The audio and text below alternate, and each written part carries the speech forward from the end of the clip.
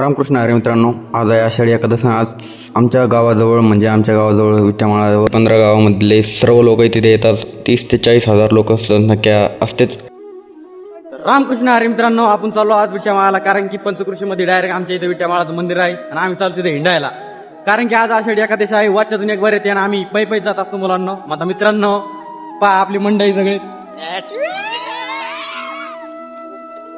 जी मजा पायंदे जाण्यात ती गाडीवर जाण्यात नाही मित्रांनो. खरं सांगा, मित्र पायंदे येतात त्यांना एकच सांगणे भावना, पायंदेच जा, कारण की पायंदे जाण्याची मजा इतकी गाडीवर जाण्यात नाही. कारण की आपल्या गावापासून 10-12 किलोमीटर लांब आहेत, तरी पण आम्ही पायंदे जातो. केलेले पहिले आणले आम्ही केळ, कारण की भूक लागली होती राव, लई लांबून आलो होतो ना. दर्शन घ्यायला मंदिराकडे आलो तर बघतो तर काय खूपच गर्दी होती. पण तुमचा बोकडा ऐकणार होता, कसं तरी गर्दीमध्ये घुसला आणि डायरेक्ट दर्शनाला गेला. दर्शन घेतले भावांनो, काय सांगू तुम्हाला. आपण गर्दी होती कारण की, पण टेन्शन घ्यायचं नाही. तुमचा भाऊ आहे ना, दर्शन घेतले.